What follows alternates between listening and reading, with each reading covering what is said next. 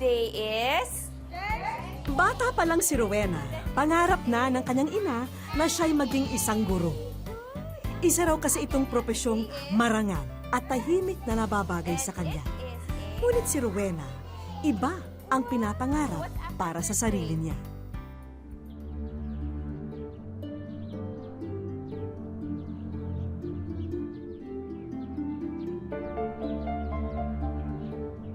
Tingnan niyo mga kasama niyo.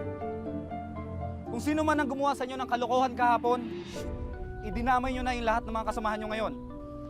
Sa hukbong kapulisan, itong tatandaan niyo, ang kasalanan ng isa ay kasalanan ng lahat. Isa pa! Magiging epektibo lang ang hukbong kapulisan kung magkakaisa tayo sa isip, sa salita at sa gawa. Boom! Double time! Yes, sir. Okay. Diba? Oo. Ba nagsumbong? Hoy, alam mo, mga problema sa inyong mga babae, masyado kayong chismosa no? Hindi kayo marunong makisama. Pati ako dinamay mo. Bakit ka kasi nandito? Balita ko, hindi alam na magulang mo na nandito ka. Teka nga lang, di ba dapat nasa kusina ka o nasa parlor ka? Nagpapaganda para sa gwapong katulad mo. Teka lang. Huwag kang bastos. Kausap pa kita eh. Bakit ka nandito? Siguro nandito ka para lumandi, ano? Ano ka ba naman? Ano naman kailangan sabihin? Bibigay ko naman lahat to sa iyo. Gusto mo ba akong tignan? Bastos! Galing ha? Pakipot pa to no? O baka naman trip mo ay mga babae. Pwede naman natin pag-usapan yan. Eto, gusto mo itutusok sa'yo? Pati dyan sa ano mo? Ha?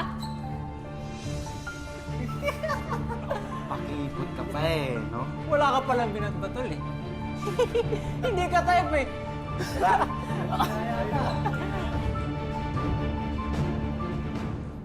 Kapag sinabing dalagang Pilipina, kaakibat daw nito ang mga katangiang mahinhin, mapag-aruga at mapagmahal sa kapwa.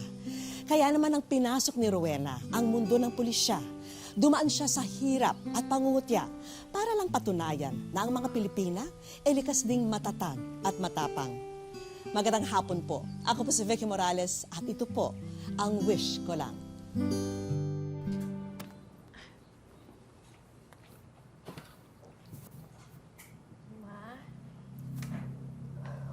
Man po. Kumusta training mo? Okay naman po, ma. Rena?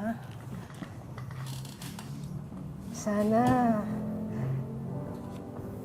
bago ko mawala sa mundong to, Ma, huwag ka naman magsalita ng ganyan, please. anak, kailangan pag-usapan na natin to. Pero sana,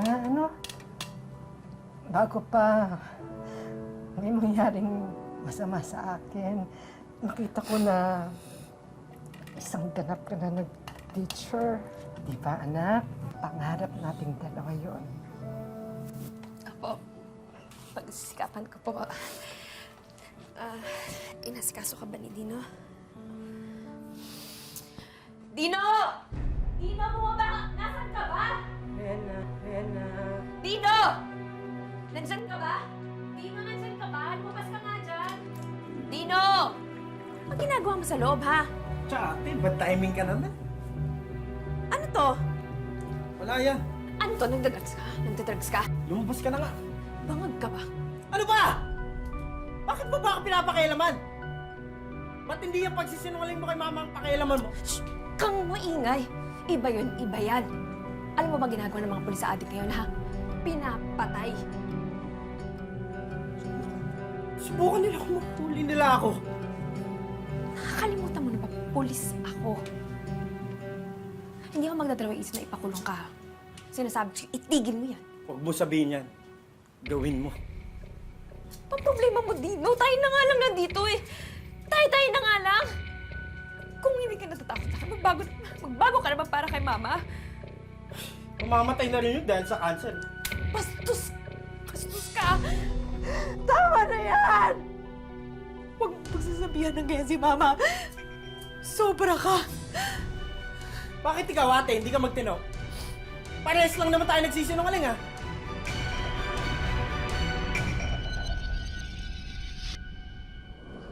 Napaka-importante ng operation natin ngayong araw na ito.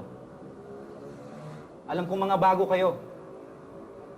Kaya ito ng pagkakataon nyo para magpakitang gilas. Sir, naiintindihan ko naman po yun. Pero ang hindi ko pong maintindihan kung bakit nandito tong si Rowena. Kayo mismo po nagsabi na delikado tong buy-bust operation eh. Jeremy, hindi ako nakikipaglukuhan ha. Naiintindihan ko naman po yun, sir. Ang hindi ko lang po maintindihan kung bakit kailangan natin dito si Rowena. Eh, para pala kay kwentro tayo, anong gagawin nito?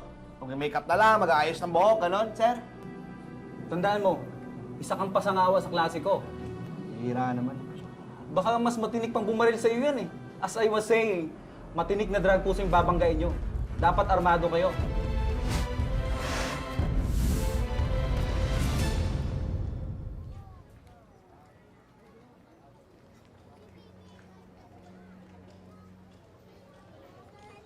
Tol, sige no eh. Pautang muna, babawi na lang ako next time, promise. Kahit 100 lang. Babawi ako next time. Anong tingin mo dito, sari-sari store? Kung wala kang pambili, magparehab ka na lang. Bawi naman ako next time eh. Sige na. Puro ka bawi. Sino yun? Sino yan?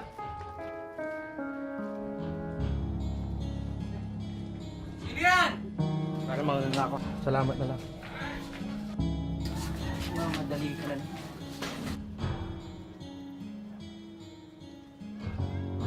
Ano nangyari? Loko yung batang yun, inuhansi tayo ah. Abuli mo! Takbo! Bilisan mo! Ayun, may tumatakbo!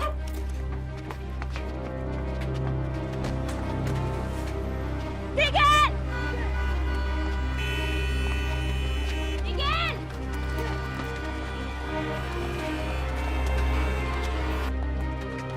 Tigil! Tutumak mo, pare! Ayun! Tutumak na!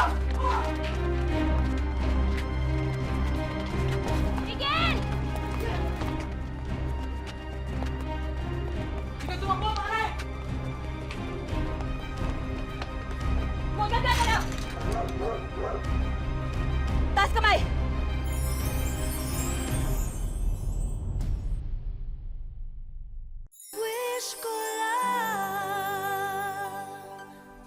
Bata pa lang, nais nang manilbihan ni Rowena bilang isang pulis. Ngunit paano nga ba niya gagampanan ang kanyang tungkulin kung ang mismong kapatid niya ang lumalabag sa batas na kanyang itinataguyod? Ano nga ba ang mas importante? Ang sarili niyang pamilya o ang tungkulin para sa bayan?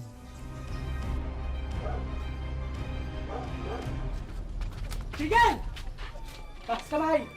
Walang iya ka ha. O, same pa kami ha. Harap! Harap! Puso kang bata ka. Dapat sa'yo tinuturuan ng leksyon. Hindi, babalik ko naman ito, no. Kalma muna. Tol, ito, ibabalik ko. Maawa na kayo sa akin. Baba nyo na yan, no. Itso tayo. Huwag kang gagalaw.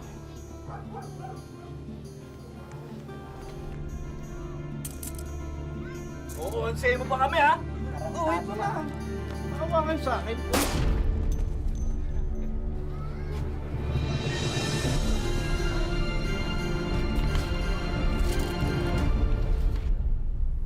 Congrats, Miss Ako Salem. Balita ko, ikaw rin nakahuli. Siniswerte lang po, sir. Sir, siniswerte lang talaga yan eh. Kung ako yung nandun, sir, papatayin ko na yun eh. Dapat ako talaga yung hero dyan, sir eh. Jeremy, tama na yan, ha? Sige na, Miss Ako Salem. Good job. Salamat po. Ah! Teka, sandali lang, Miss Ako Salem. Bakit po, sir? Sir. May kasabay pa rin kasing nahuli. Kasabay ng operations ninyo. Yun nga lang, may casualty. At kaapelyido mo pa. Sana mabigyan mo kami ng information tungkol sa kanya. Gino raw ang pangalan niya.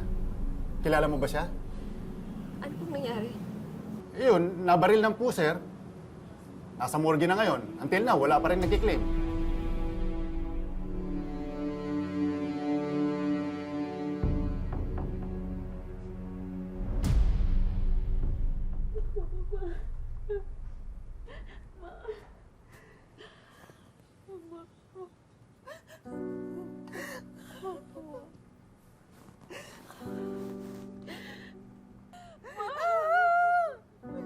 Lubhang ikinasama ng loob ng kanilang ina ang nangyari sa nakababatang kapatid ni Rowena. Hindi na rin niya maiwasan na sisihin ang sarili, lalo na't alam niyang meron sana siyang magagawa.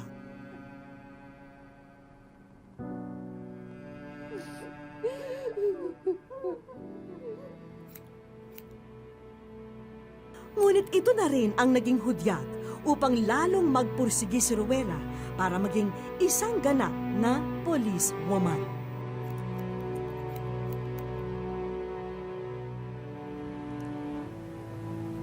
Bakit ganyan ang buhok mo? Ginagaya mo ba ako? Tsaka, bakit ka naka-uniforme na pang pulis? Rowena, huwag mong sabihin sa akin. Ma, meron ako ipagtatapat sa'yo. Pero sana mapatawad mo ako. Yung pangarap mo sa akin na maging teacher,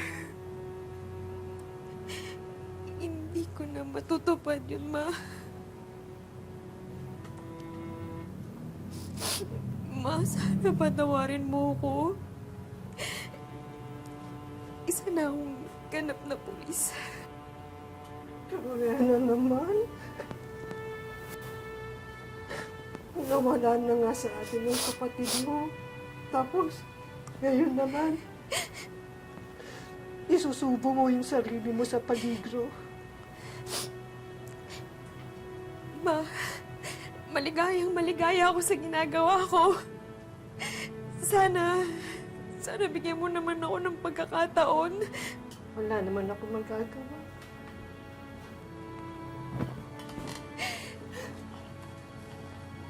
Basta anak, ha?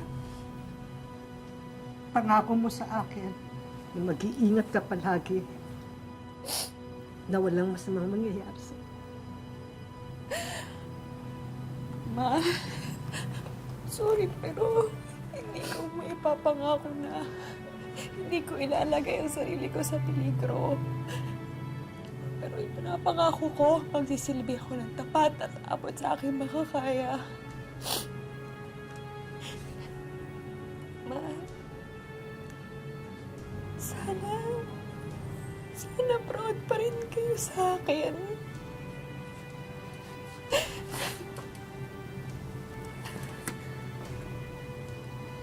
Anak, kaya gusto ko pang mabuhay. Dahil sa'yo.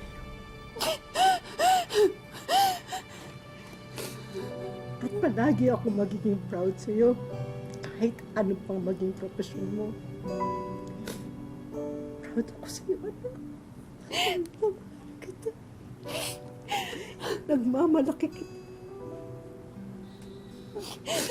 Mapapatunayan ko sa'yo balang araw na tamang naging desisyon ko. Ngunit hindi na naabutan pa ng kanyang ina ang tagumpay na tinamasa ni Rowena. Dahil noong taong ding yun, sumuko ang pinakamamahal na magulang sa sakit na kanser. Hindi! Hindi! Hindi ako bababa rito! Hanggang hindi nilalabas ang misis ko! Nasaan ang misis ko?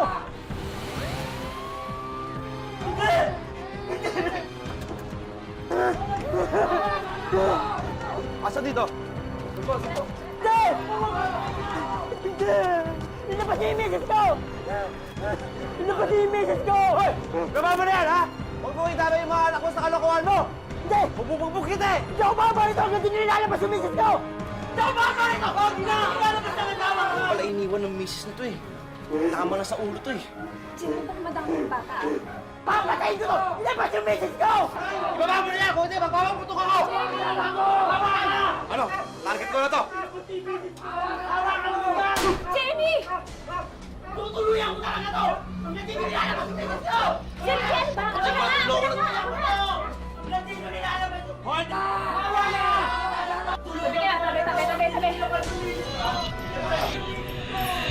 Hawakan mo sa anak mo! Diyan lang kayo! Diyan lang kayo! Hawakan sa anak mo! Tay? Tay, nasa po kayo? Wala naman po kinalaman yung anak ninyo. Huwag naman po natin siyang idamay dito. Sinabi niya sa akin na mahal niya ako at ang mga anak namin. Pero anong ginawa niya? Iniwanan niya pa rin kami! Sinungaling siya! Tay, naiintindihan ko po kayo. Alam ko masakit talaga pag niloko kayo. Pero tay, di ba? Kapag mahal mo, hahayaan mo lumigaya. Bakit? Kapag pinatay ko ba ito, pinakawala ko ba ito anak ko? Makasigurado ako na hindi mo ako papatayin. Tay, nangangako ako, hindi kita sasaktan. Papa, sinungaling! Tulad ka rin ng misis mo! Pare-pareho lang kayo! Iwan! Nilokohin mo lang ako! Tay, bababa ko yung baril ko, ha? Mag-usap tayo. Sige! Sige!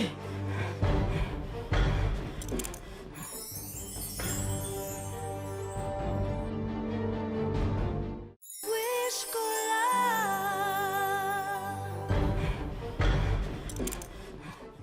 Tay! Saan pupunta? Tay! Labas!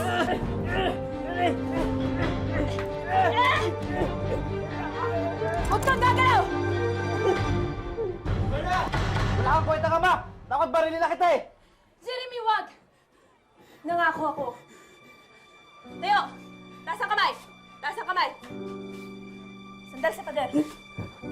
Sige na, pusasa mo na.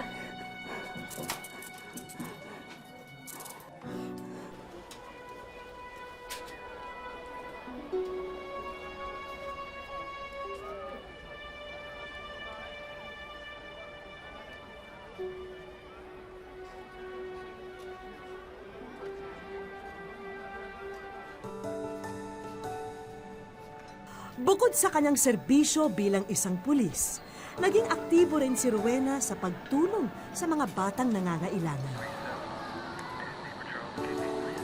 Copy.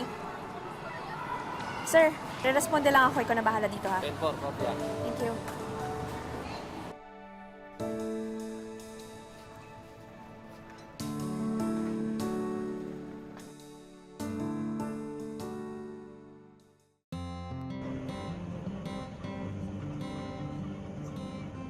Hindi maikakailang nakatadhana talaga para kay Rowena ang kanyang napiling propesyon. Sa katunayan, isa na siyang Police Senior Inspector at Provincial Chief ng Women and Children's Protection Desk sa lalawigan ng Compostela Valley.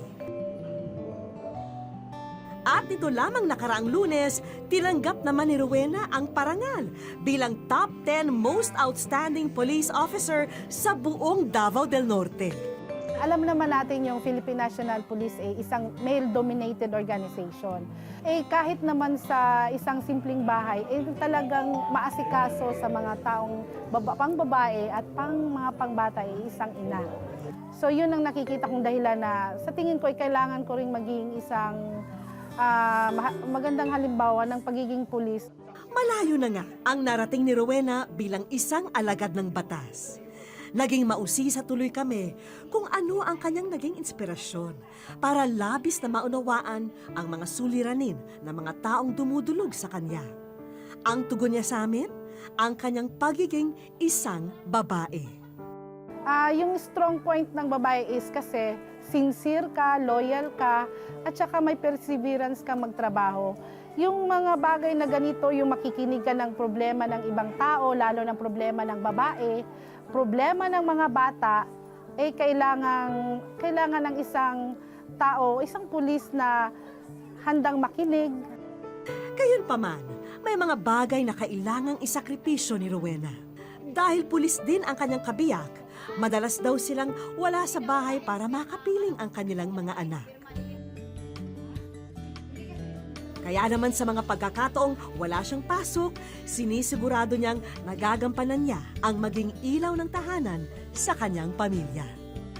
Iba kasi yung oras ng pulis. Hindi mo masyadong ma-devote yung time mo sa pamilya mo. Kasi kailangan i-devote mo rin sa trabaho mo. Kasi sinasabi nga, ang trabaho ng pulis is 24/7. Ibig sabihin, yung 24/7, 24 hours in 7 days, saan mo pa kukunin yung time mo para sa family? So, kailangan niya ng matinding pagmamanage. Sa nangyayari ngayon sa ating kapaligiran, hindi maiaalis ni Rowena na may namumuong takot at pagkailang ang publiko sa mga katulad nilang nakasuot ng uniforme. Isa lamang daw ang ipinapakiusap niya sa lahat ng kanyang kababayan. Hinihimo ko lahat ng mga tao, yung mga community natin, na pagkatiwalaan lang nila ang pulis. Dahil kami naman ay sa abot namin makakaya, ay gagawin namin yung ikabubuti ng ating bayan. Yun yung pinaka-importante sa amin.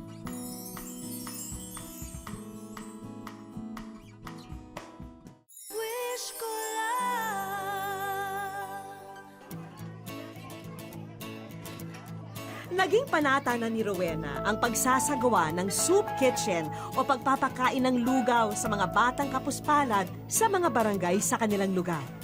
Paraan daw niya ito para ibahagi ang mga blessing na natatanggap niya sa buhay. Nagiging tulay din ito para mas mapanatag ang loob sa kanilang hanay ng mga taong kanilang pinangangalagaan.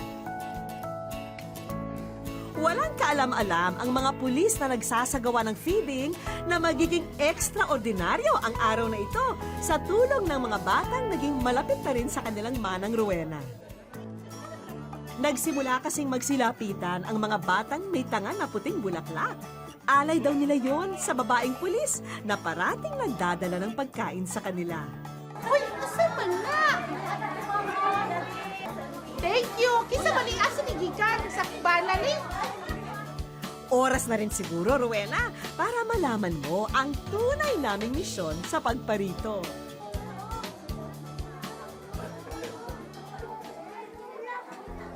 Ikaw ay nasa wish ko lang. Halatang napukaw ng tagpong yun ang damdamin ng magiting na policewoman. Kasi hindi ko naman na-experience yung ganito dati. Kasi ito, pag matanda na tayo, sila yung pwedeng mag-alaga sa atin. Sila yung pwedeng mag-ingat kung anong meron tayo ngayon. So, kailangan turuan natin sila, kailangan alagaan natin sila for the future. Para makibahagi sa iyong ginagawang pagtulong sa mga kabataan, Rowena, hayaan mong sa amin na muna manggaling ang mga regalo pang edukasyon para sa kanilang lahat. Siguradong bawas na ang school supplies sa problemahin ng mga magulang ng mga batang ito.